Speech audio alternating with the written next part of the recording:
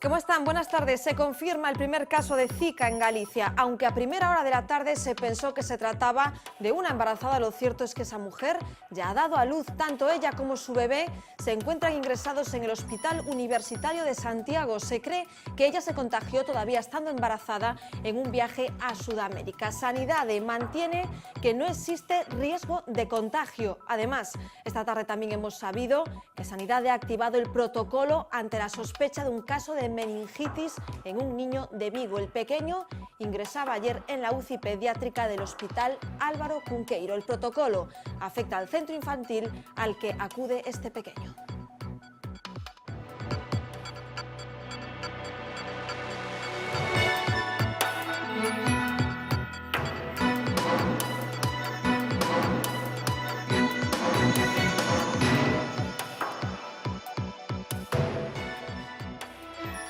Tragedia en Ocourel. Una pareja se precipitó con su coche a primera hora de esta mañana por este barranco de la localidad lucense de Quiroga. Él quedó malherido y ella caminó durante 4 kilómetros para pedir ayuda. Esto sucedía a las 9 de la mañana y los servicios de emergencias no pudieron rescatarle hasta la 1 de la tarde. Le subieron por esta empinada ladera con vida, pero poco después falleció. La presencia de la nieve a primera hora de la mañana en esta zona pudo haber motivado este siniestro. El mal tiempo nos ha dejado un reguero de incidencias en las últimas horas, algunos espectaculares en los que la toma de decisiones de los ocupantes se vuelve más importante que nunca. Un accidente de coche crea siempre momentos de tensión, pero hay siniestros que generan situaciones especialmente complicadas. Por ejemplo, ¿qué debemos hacer si nuestro coche cae al río o al mar o se queda suspendido en el aire con riesgo de caer desde una altura considerable? Bien, en esas circunstancias, hacer o no lo correcto puede marcar la diferencia entre salvar o no nuestra vida. Si es de noche es muy complicado en un río, estás totalmente desorientado. Luego también depende mucho de cómo caiga el coche. La mejor manera de gestionar eso es manteniendo la calma. Como les decimos, pudo haber tenido mucho que ver en estos sucesos el temporal de frío y nieve que sigue instalado en buena parte de la península, Galicia incluida.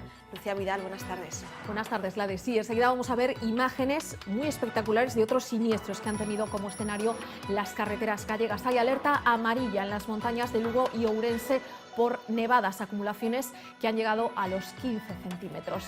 372 alumnos se han quedado sin clase. A primera hora de la jornada, niebla y viento han dificultado la circulación en varias vías, especialmente en Pedrafita do Cebreiro, con cierre a camiones y vehículos articulados. También ha habido problemas en Agudiña y precaución en la A8 a su paso por Mondoñedo. Las costas de A Coruña y la provincia de Lugo se encuentran en aviso amarillo por fenómenos costeros. Las olas alcanzan los 5 metros. Enseguida Xavi Fonseca nos va a dar más detalles. Les avanzamos que la situación mejora un poquito de cara a mañana. Cita en los juzgados de Becerrea, donde hoy el hombre acusado de matar a su pareja se ha acogido a su derecho a no declarar. El presunto homicida no quiso contarle a la jueza por qué acabó con la vida de Ana, a la que supuestamente disparó con una escopeta. Conocido como O Chamaco, José Manuel Carballo, de 29 años, fue trasladado esta mañana desde la cárcel de Monterroso, donde permanece tras lo ocurrido el pasado 11 de febrero en una casa de la parroquia de Tortes. Ese día José Manuel le confesó por teléfono a un amigo lo que había hecho. Después se entregó al primer teniente de alcalde. Tras la investidura fallida vuelven las negociaciones, pero con cambios. PSOE y Ciudadanos quieren dialogar unidos y Podemos insiste en no invitar a los de Albert Rivera a una mesa a 4 con Izquierda Unida y Compromís. Tensiones entre socialistas y los de Pablo Iglesias que crecen en los ayuntamientos. Porque, aunque Pedro Sánchez lo niegue, el líder de Podemos denuncia amenazas en algunos consistorios. El encargado de trasladar esa presión a Galicia era este fin de semana Abel Caballero. El regidor de Vigo acusó a los alcaldes de Santiago y A Coruña de tener sus ciudades hechas unos zorros. Hoy, los aludidos le han contestado. Eu non me vou a meter no que pasa en Vigo, bastante tengo alcalde de Vigo con ocuparse o que pasa en Vigo, e, bueno, se quere ocuparse do que pasa en Coruña, pues nada, dentro de 3 anos e medio hai eleccións na Coruña. No nos sentimos para nada aludidos por lo que entendemos que es una amenaza estéril. El PSOE lo que tiene que hacer es preocuparse, abrir una nueva etapa y hacer cálculos en base a la aritmética de las nuevas voluntades de una izquierda plural. Pese a Peugeot, Citroën en Vigo aspira a un nuevo lanzamiento mundial. Tiene adjudicadas 3 nuevas furgonetas, pero según la dirección de la fábrica de Balaídos, es imposible saber el volumen de trabajo que requerirán esos nuevos proyectos. Por eso hoy les han propuesto a los sindicatos un nuevo modelo productivo más flexible. Se trata de crear un turno de mantenimiento para los fines de semana y redistribuir la jornada del personal con turno variable. Según PSA, el personal contratado aumentaría en 1.500 personas cuando haya picos de actividad, pero mientras tanto, y ante una eventual caída de la producción, la factoría ha propuesto 2 ERE, uno de extinción para 400 empleados veteranos, los que tienen mayores sueldos, y 2 de suspensión para aproximadamente 550 trabajadores. Hoy conoceremos el trabajo que realiza la ONG Dignidade en Vigo, donde todo un barrio colabora. Algo más que un techo para las personas sin hogar. Disponen de un albergue que mejoran poco a poco para que reúna las condiciones idóneas. Dan cena y desayuno, cuentan además con tiendas de ropa a precios simbólicos, tienen muebles y reparten medicamentos. 30 usuarios duermen en sus camas cada noche. Esta mañana han recibido una nueva inyección de solidaridad, kilos de comida procedentes del Banco de Alimentos. Aquí hay personas que han vivido toda la vida a cubierto, con buenos sueldos, con empresas. Eso del borracho de San Simón, para nada. Desde que vine a Vigo y me salí de donde yo vine, sí dormía en los cajeros. Y Susu me amparó. Aquí de cajero hay muy poquito. Puede haber 6, 5. Y en unos minutos visita este plató, el plató de Más que Contar, Diego González Rivas, cirujano torácico en el Chuac. Acaba de ser reconocido como uno de los 10 mejores especialistas del año 2015. Son los premios Top Doctor Awards. Lleva años recorriendo el planeta para enseñar una técnica que opera el pulmón y que ha marcado un antes y un después. Solo necesita de una incisión mínima además, lo que redunda para los pacientes en un postoperatorio mucho más llevadero. En 1 o 2 días después de serle extirpado el tumor, el enfermo está en casa. Dice Diego que lo más difícil no es crear el sistema, sino que otros puedan reproducirlo y aplicarlo.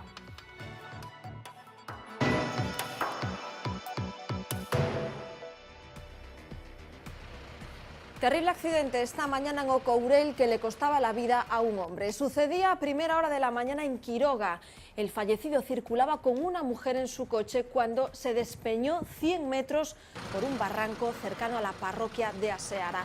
Fue su acompañante quien avisó de lo sucedido después de recorrer a pie 4 kilómetros hasta la aldea más próxima, precisamente el lugar donde se habían alojado la noche anterior. Los bomberos de Monforte consiguieron evacuarle todavía con vida en una camilla tirada por un cable. Llevaba horas en ese barranco nevado. El hombre fue trasladado al hospital de Monforte, pero ya no se pudo hacer nada por su vida. Neste dispositivo de rescate participaban en parte os bombeiros de Monforte, con eles queremos falar en concreto coa sarxento xefe deste parque, Mar Domínguez. Que tal, moi boas noites? Hola, boas noites. Non sei se a estas horas sabedes como era a situación nesa zona a primeira hora da mañá cando tivo lugar ese accidente. Entendo que era unha zona na que había todavía neve, non, Mar? Non te podo precisar exactamente e justamente na hora que sucedeu o accidente, pero sí, no momento en que nos chegamos, nevaba intermitentemente e nos indicaban que acababa de pasar a quitaneves, co cal podemos facernos unha composición de como era a situación. Cal foi a escena que vos atopachedes? Porque polas imaxes podemos ver que o vehículo está moi abaixo nese barranco.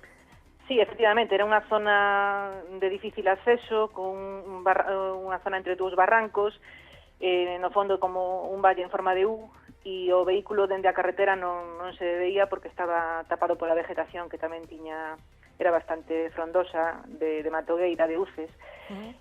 Para chegar ata o lugar hubo que baixar uns 100 metros aproximadamente por unha pendiente considerable e cos dificultades que eso conleva e accesibilidade. De onde vos chega a vos o aviso, os bombeiros de Monforte, Mar? Sí, nós recibimos a información, o aviso do 112 ás 10:40 e enseguida xa nos fixemos unha composición de como podía ser a situación pola estrada pola que nos comentaban na zona de Vieiros, a Ceara, e nos encamiñamos hacia ali pues, a dotación de un vehículo de primeira salida con material de escarcelación e de rescate para poder facer fronte a esa intervención. Non sei como estaba o ocupante do vehículo nese momento, se vos pudeches comunicar con el, porque entendo que as labores de rescate dende esa zona foron moi complicadas, non? Como dicías. Sí, son complicadas primeiro porque chegar hacia o vehículo non era doado, había que baixar unha pendiente e un tramo bastante extenso, con unha pendiente considerable, monte abaixo sobre vegetación que non sabes moi ben onde apoias, coas dificultades que se ten tamén para a seguridade dos propios intervintes. E logo, pois, levar material de escarcelación e de rescate pois, por esa ladeira e conseguir chegar a todo o vehículo e, bueno, a persona estaba dentro do vehículo pero non estaba, digamos, atrapada, pero non podía salir, co cal tuvemos que facer unhas labores de escarcelación e lograr sacar a persoa que estaba inconsciente. Entendo que un dos aspectos máis complicados deste rescate foi o ascenso desa camilla que vemos tirada por un cable, non? Sí, eso foi unha medida de seguridade para tamén axudar a que se poidera facer o ascenso o máis rápido posible dentro dos parámetros de seguridade, porque, bueno, é tamén unha labor moi dificultosa levar unha camilla pois en esas condicións. Mar, entendo pero afortunada... Sí, perdón.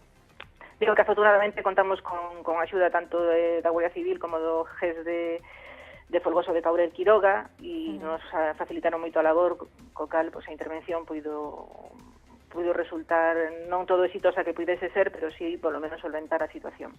Mar, entendo que hai que pedirlle aos conductores, sobre todo nestes días nos que hai xeo e incluso neve nestas zonas de montaña, precaución, ademais, neste tipo de estradas, non? Que son moi complicadas.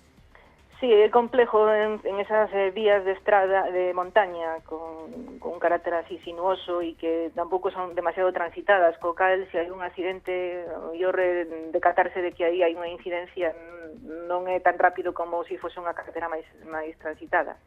Pero as recomendacións son as que normalmente dicen dende as autoridades competentes na circulación, pois prudencia, adecuar a velocidade ás condicións da vía climatolóxicas, e non usar o coche salvo pois en imperiosa necesidade, non?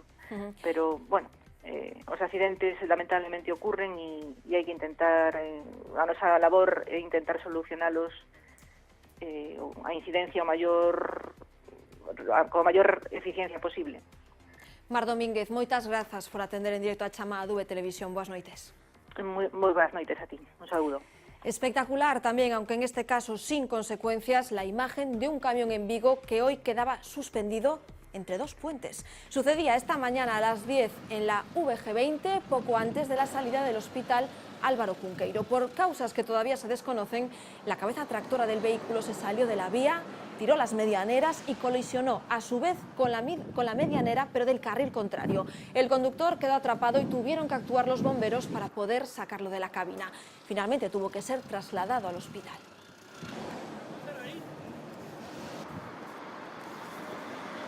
Cualquier accidente de tráfico, por pequeño que sea, genera momentos de tensión y de confusión para quien lo sufre.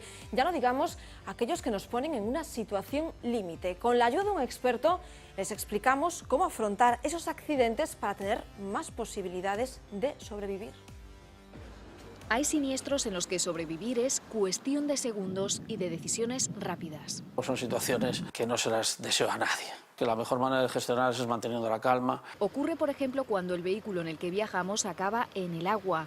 Este fin de semana, un hombre de 35 años fallecía en Ordes después de que su coche se saliera de la carretera y se sumergiera en un río. El accidente ocurrió de madrugada. Si es de noche, Es muy complicado en un río, estás totalmente desorientado, lo que hay que intentar es abrir la puerta lo antes posible, tratar de no ir contracorriente. Más complicado es salir a la superficie si caemos al mar. La masa de agua es mayor y la presión puede condenarnos. Lo ideal es igualar la presión que hay en el exterior con respecto a la en el interior, dejando que el agua entre poco a poco y a partir de ahí intentar abrir las puertas. Los coches modernos, la electrónica hace que, por ejemplo, el poder bajar las ventanillas en un momento dado para que el agua empiece a entrar con más facilidad es difícil porque igual dejan de funcionar. Intentar romper las ventanillas puede ser inútil, ya que muchos de los coches actuales tienen cristales laminados, pero aún tendremos una oportunidad si somos capaces de controlar los nervios. Los coches no son 100% herméticos y acabaría entrando agua y el coche acabaría llenándose agua aunque las ventanillas estuviesen cerradas. El tiempo en que tardaría el coche en llenarse de agua sería muy superior, la cantidad de oxígeno es muy pequeña. Otra situación límite es la que se da cuando el vehículo queda suspendido o inestable a gran altura. Yo creo que lo que tenemos que hacer es mantener dentro del vehículo, intentar movernos lo menos posible y pedir ayuda. De noche la visibilidad que tenemos es mínima y es muy fácil abrir la puerta y que lo que haya debajo no sea suelo firme. Un consejo que se debe aplicar también si las condiciones meteorológicas son adversas. El pasado viernes un hombre de 83 años falleció de hipotermia tras sufrir este accidente en Apastoriza. Salió del coche para intentar moverlo, cayó al suelo y ya no pudo levantarse. Dentro de un coche morir de hipotermia en Galicia es bastante complicado. En invierno siempre debemos viajar con el depósito lleno para poder usar la calefacción si el vehículo falla. Se lo contábamos al principio de este Más que Contar, se ha confirmado en Galicia el primer caso de Zika. Una mujer y su bebé permanecen ingresados en el Hospital de Santiago tras el parto. La madre habría importado el virus desde uno de los países afectados, en concreto desde Sudamérica, y daba a luz hace solo unos días. Desde Sanidade se hace una llamada a la calma. La situación de precaución y alertas no varía ante este caso y aseguran que no hay ninguna posibilidad de contagio interno. Es más, se contempla como normal que haya algún caso más en Galicia en las próximas semanas, ya que se han detectado una decena de casos sospechosos y este positivo era esperado. En todo el país hay 38 casos positivos de Zika, todos de personas que habían viajado a países especialmente afectados por el virus. De ellos, 4 son mujeres embarazadas, 2 en Cataluña, 2 en Madrid, 5 si le sumamos el caso gallego, pero como les decimos, hace unos días esta mujer que está ingresada en Santiago daba a luz a su bebé. Además, en las últimas horas se ha activado en Vigo el protocolo por un posible caso de meningitis. Un pequeño ingresaba ayer en la UCI del Hospital Álvaro Cunqueiro. Su pronóstico es reservado. Las medidas de prevención se han trasladado a la escuela infantil a la que acude y se ha suministrado quimioprofilaxis preventiva a su entorno más próximo, tanto compañeros de clase como familiares.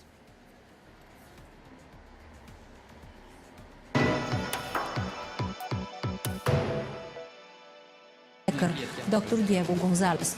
España está en la vanguardia de la medicina. Hoy 3 cirujanos gallegos nos han mostrado una técnica pionera para operar el cáncer de pulmón y son los únicos en lograrlo en todo el mundo. El paciente sufre menos y su recuperación es mucho más rápida. Once you create a technique, it's not enough to, okay, I created a technique and let's do, others develop. No, you have to create a technique, but you have to continue. You have to continue improving and improving more and even more and even more, and adapting the technique to more difficult cases, or trying to teach the technique, which is probably the most challenging part of this trip. Is not just to create a technique. The most important thing is to make the technique feasible, adaptable to other surgeons. So you have to teach the technique. You have to travel. You have to fly to other countries and then teach the technique there. Lower, upper, low. You grab it, both.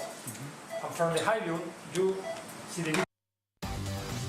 Lo más difícil no es crear la técnica, sino que otros puedan reproducirla, aplicarla. Son las palabras, las acaban de escuchar, de un doctor que lleva años recorriendo el mundo enseñando una técnica para operar el pulmón que ha marcado un antes y un después. Esa técnica requiere una única y mínima incisión, de forma que el posoperatorio cambia de forma radical para los pacientes. Este doctor es cirujano en el Hospital de A Coruña y estos días está de actualidad, más si cabe porque acaba de ser reconocido como uno de los 10 mejores especialistas de 2015, en este caso por los premios Top Doctors Awards. Diego González Rivas, ¿qué tal? Muy buenas noches. Buenas noches. Te agradezco especialmente que estés aquí hoy porque me decías que acabas de llegar, como quien dice, es difícil pillarte en Coruña, ¿no? Bueno, un poco difícil, últimamente viajo bastante, la verdad. En este último reconocimiento que has tenido, yo no sé si satisface de manera especial que sean los colegas, los compañeros de profesión los que te reconocen. Sí, quizá eso siempre pues es más gratificante, ¿no? Porque bueno, son mis propios compañeros y no mis compañeros de especialidad, sino compañeros de otras especialidades que a lo mejor no me conocen personalmente, pero sí que saben de la trayectoria y del impacto que tiene la técnica, ¿no?, a nivel internacional. Y yo creo que eso es lo más gratificante, ¿no? Dices que esta técnica no fue un descubrimiento, sino una evolución de una técnica ya existente. ¿Cómo podemos decir a qué nivel está implantada a día de hoy en el mundo? Porque tú recorres el mundo todavía enseñándolo. Recordemos que es una operación, el pulmón se opera con una sola incisión. Exacto, la técnica es una evolución de la videocirugía convencional que se hace con 3 o 4 incisiones.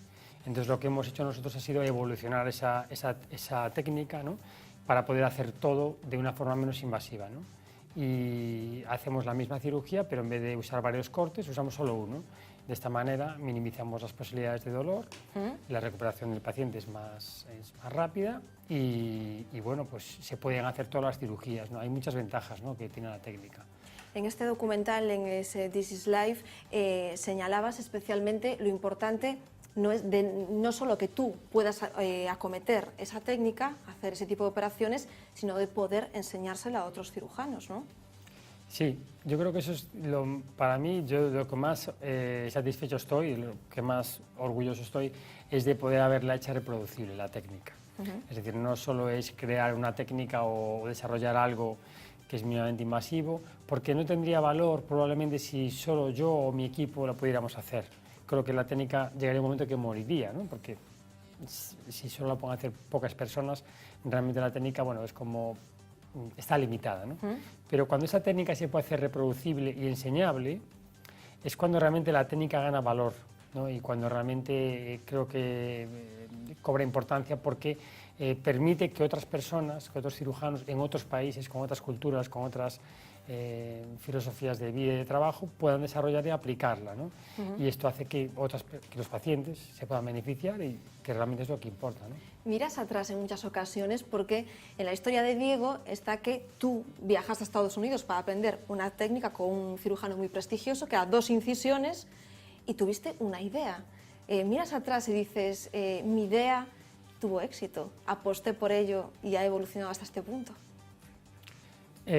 Bueno, en cierto modo sí, porque yo es como, siempre lo digo, es como que tuve una visión en ese momento, cuando empezamos a hacer la cirugía por 2 incisiones, realmente yo soy una persona que me gusta evolucionar y cambiar, ¿no?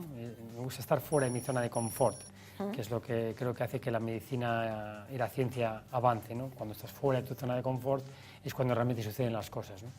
Y entonces me gusta siempre complicarme en la vida, digamos, ¿no? Y soy inquieto. Entonces, cuando estábamos operando con 2 incisiones, yo veía que notaba algo extraño, ¿no? Notaba que algo podía mejorarse. Entonces, lo que hice fue modificar un poco esa técnica y poner la cámara en la misma dirección que los instrumentos, ¿no? Y entonces me di cuenta de que tenía una visión directa. Que cuando hacemos varios cortes en la laparoscopia, la cámara entra por un lado y los instrumentos entran por otro. Y esto no es el concepto de cirugía abierta. Sí. Cirugía abierta, tus ojos están encima de tus manos en la misma dirección. Entonces yo adopté ese concepto y dije, vamos a poner la cámara con la dirección de los instrumentos porque seguramente para mí sea más anatómico y más directo. Y así lo hicimos. Y durante mucho tiempo, empleando esa técnica con 2 incisiones, yo me daba cuenta de que la incisión que yo hacía abajo ya no la usaba.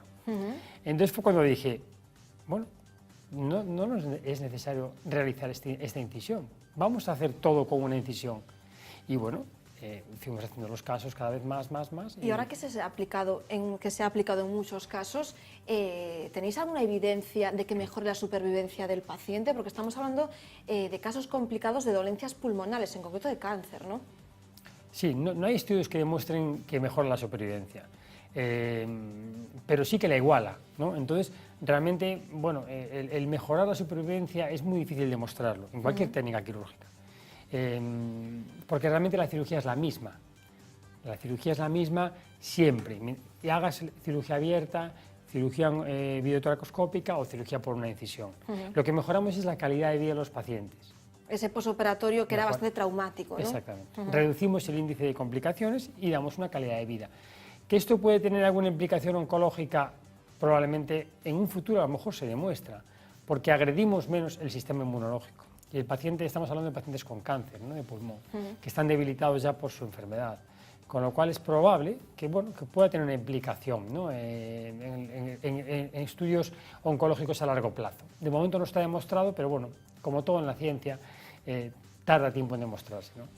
¿Te has sentido muy criticado en estos años? Porque a veces las críticas de los compañeros de profesión, que las ha habido, entiendo que a cualquiera le podrían haber supuesto decir voy a dar un paso atrás.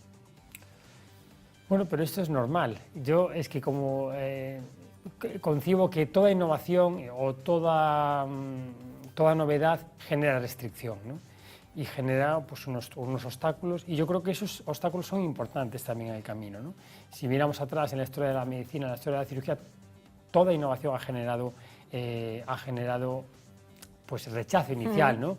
Algunos casos increíbles que después se demostraron. Exactamente. La ciencia demostró que Entonces, no estaban equivocados. Yo siempre fui consciente desde el momento en que empezamos a hacer la técnica que habría rechazo, pero en cierto modo me confundí en el sentido de que el rechazo fue muy poco, fue un rechazo más que nada local, y aquí pues, por un problema, bueno, pues, en el servicio, bueno, que no voy a entrar en él, ¿no? Pero realmente me sorprendió ver cómo a nivel internacional se recibía muy bien la técnica desde el principio, ¿no?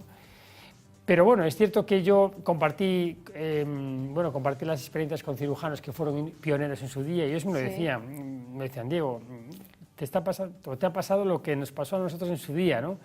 Cuando empezó la videocirugía hace 20 y pico años, los pioneros, los creadores, que son maestros, fueron mis maestros algunos, me lo contaban, me decían, es que digo, no te puedes ni imaginar, cuando presentamos esto por primera vez, la toracoscopia para cáncer de pulmón en el Congreso americano, todos los grandes cirujanos clásicos que eran eminencias en aquel momento se levantaron y durante muchos años dijeron que estábamos locos, que eso no era cirugía oncológica, que eso no se podía permitir, etcétera, etcétera. Muchos años duró esa crítica, hasta que el tiempo fue poniendo todo en su sitio, ¿no? Pero es cierto que siempre dices que este tipo de cirugías o la cirugía va a ir caminando hacia la invasión, hacia una mínima invasión, ¿no?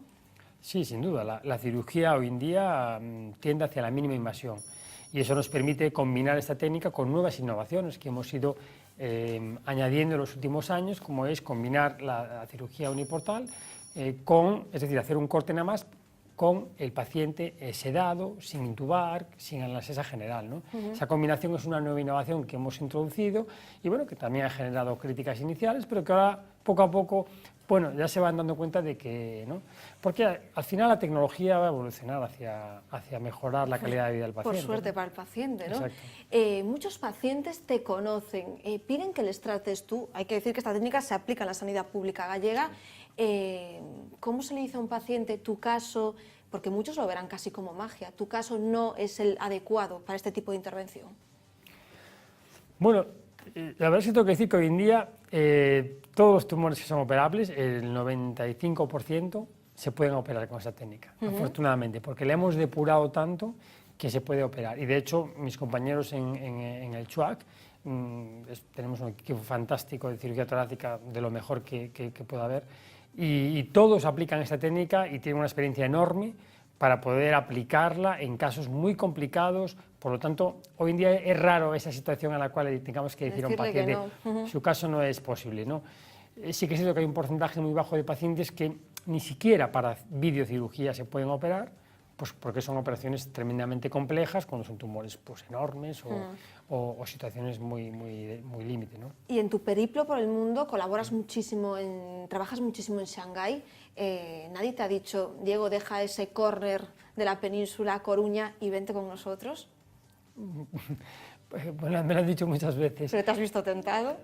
Bueno, vamos a ver, yo es que ahora estoy muy cómoda, en una posición cómoda porque, o sea, yo soy coruñés, amo La Coruña, amo el hospital, amo mi equipo y mi sitio está aquí, ¿no?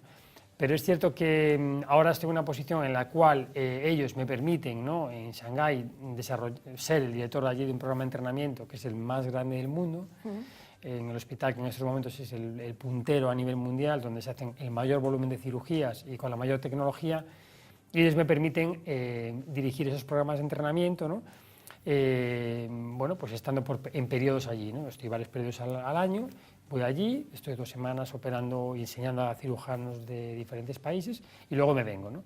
Y bueno, pues sigo un poco compaginando La Coruña con la actividad científica que estoy desarrollando fuera de España, vamos, que es se llama, digamos que es implantar la técnica en otros países. Claro, quien se quiera hacer una idea puede ver en las redes ese documental This is Life, que crea una sensación, perdona que te diga, Diego, un poco de agobio de no parar en ningún momento.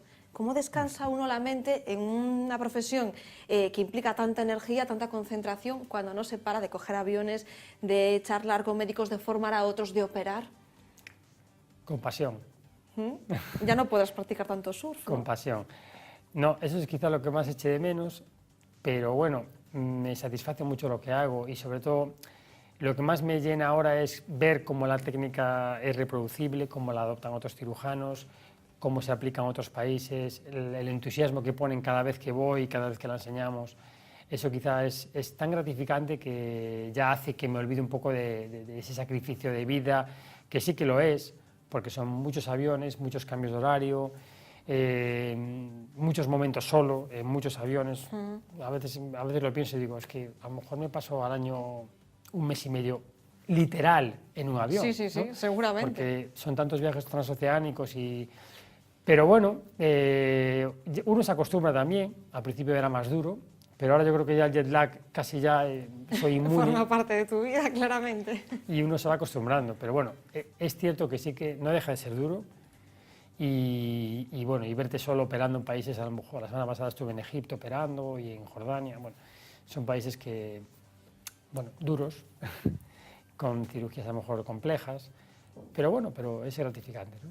Pues Diego González Rivas, gracias por habernos dejado este ratito que has tenido nada en Coruña. Mucha suerte y enhorabuena de nuevo. Un placer. Gracias a vosotros. Hasta otra.